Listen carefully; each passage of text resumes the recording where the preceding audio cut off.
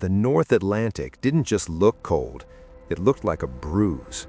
It was a shifting, heaving expanse of purple-gray that seemed to resent the intrusion of the iron lung, a salvage tug that had seen better decades. Captain Elias Thorne gripped the railing, the icy mist clinging to his beard like cobwebs. He lit a cigarette, shielding the flame of his Zippo against the biting wind that whipped off the coast of Maine, though they were 300 miles out now, in the deep, indifferent nowhere. "Radar's got a hard lock, Cap." Miller's voice crackled over the intercom, sounding tinny and distant despite being only 20 feet away in the wheelhouse. "It's her, the Aethelgard." Elias looked out into the soup. The fog was thick, a wall of wet wool, but slowly a shape materialized. It wasn't just a ship, it was a scar on the horizon. The Aethelgard was a massive deep-sea trawler, rusted to the color of dried blood, listing slightly to the port side. She wasn't moving. She was wallowing, dead in the water, surrendering to the rhythmic slap of the swells. "Get the rib ready," Elias muttered, flicking his cigarette into the abyss. "Me, Miller, and heavy-duty Renner. And tell Jensen to keep the lungs engines hot. I don't like the smell of this." It wasn't a metaphor. The air coming off the derelict ship didn't smell like diesel or fish. It smelled like copper and ozone, the scent of an old battery leaking in a damp basement, mixed with something sweet like rot. The crossing was rough. The rigid inflatable boat bounced violently over the swells, the black water threatening to swallow them whole. Renner, a bear of a man who usually treated salvage ops like a grocery run, looked green. He clutched his tool bag to his chest, his eyes fixed on the looming hull of the trawler. "She's riding low," Renner shouted over the roar of the outboard motor. "Bilge pumps must be dead." "The lights are on, though," Miller pointed out, wiping salt spray from his glasses. He was right. Faint, sickly yellow sodium lights buzzed on the Aethelgard's upper deck, flickering in a rhythmic, epileptic stutter. It gave the ship the appearance of a dying animal breathing its last.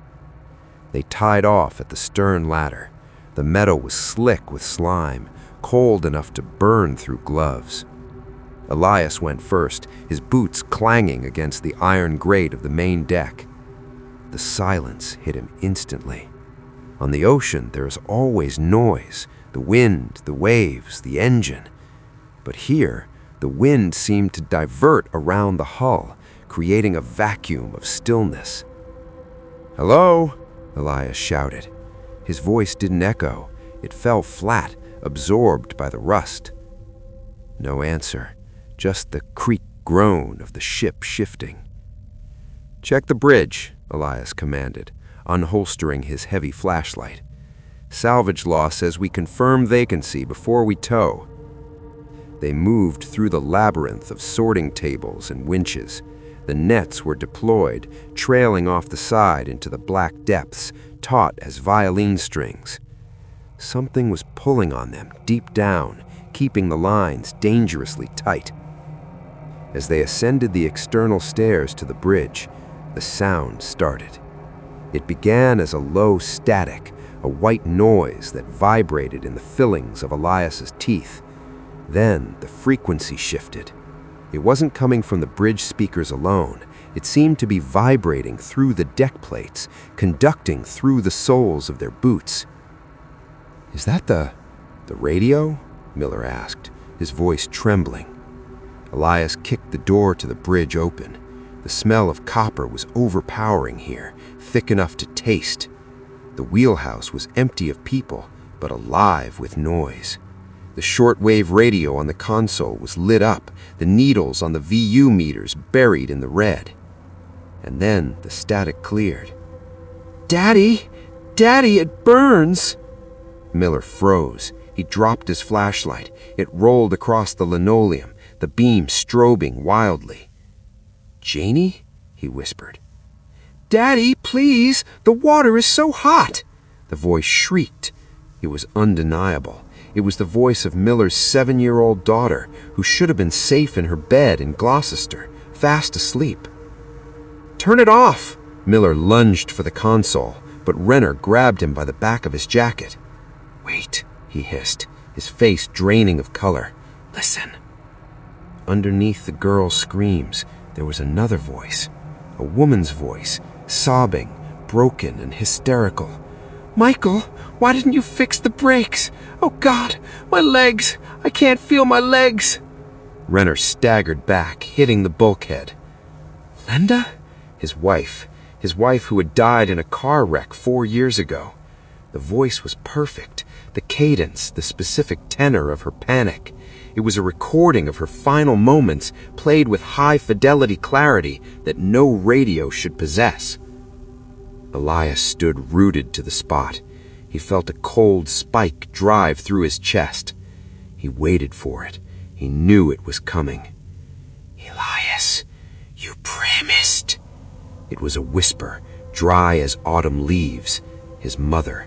She had died of throat cancer in a hospice in Bangor. He heard the rattle in her lungs, the struggle for air, the wet, clicking sound of her throat closing up. "This isn't real," Elias barked, though his hands were shaking so hard he could barely hold his light. "It's a psyop. Someone's messing with the frequency. Miller killed the main breaker." Miller was weeping, clawing at his ears. "She's hurting, Cap. Listen to her." "It's a recording," Elias roared. He stepped forward and smashed the butt of his flashlight into the radio's faceplate.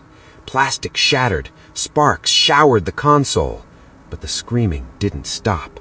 It got louder. It wasn't coming from the speakers anymore.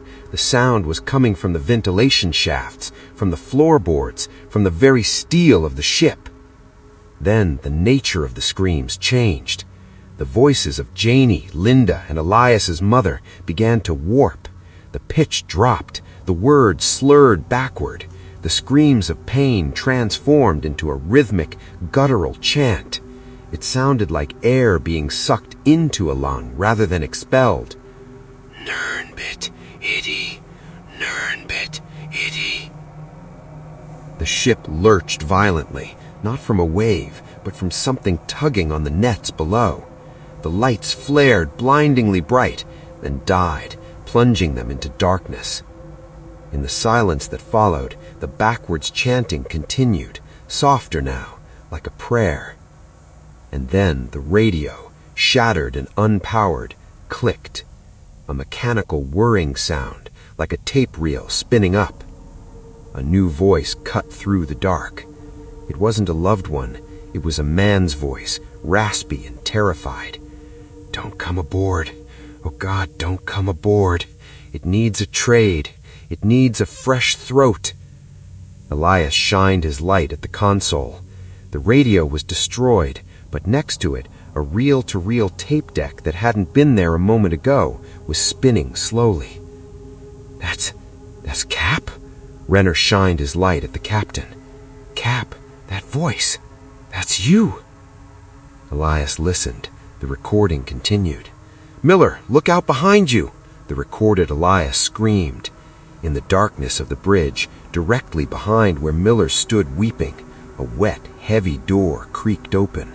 The beam of Miller's flashlight jittered against the rivets of the bridge ceiling, a frantic, epileptic strobe. He didn't turn around. He couldn't. The paralysis of absolute primal terror had calcified his joints. "Miller!" Elias roared, the sound tearing from his throat, raw and desperate. He lunged forward, his boots skidding on the slick metal decking, but the distance between the captain's chair and the comm station felt like miles of bad road. The door behind Miller didn't just open, it yawned. The air that spilled out wasn't merely stale ship air. It smelled of deep water trench, of pressure, of things that had been dead and bloated for a very long time. It smelled like the bottom of the world. From the ink-black rectangle of the doorway, something wet lashed out. It wasn't a tentacle, and it wasn't a hand. It looked like a bundle of frayed, waterlogged rope, slick with algae and oil, moving with the muscular torsion of a python. It wrapped around Miller's waist with a sound like a wet towel hitting a tile floor. Track! Miller's breath hitched, a tiny, pitiful squeak escaping his lips. He finally turned, his eyes wide, reflecting the twin beams of Elias's and Renner's lights. He looked less like a man and more like a child waking from a nightmare, seeking comfort. "Cap," Miller whispered. Then he was gone. He was yanked backward into the dark with such violence that his boots left black rubber streaks on the linoleum. The door slammed shut instantly, the heavy iron wheel spinning on its own, locking with a final resonant clang that vibrated through the soles of Elias's feet. "No, no, no!" Renner was hyperventilating, backing away until he hit the chart table. "He's gone. He's just gone." Elias reached the door and grabbed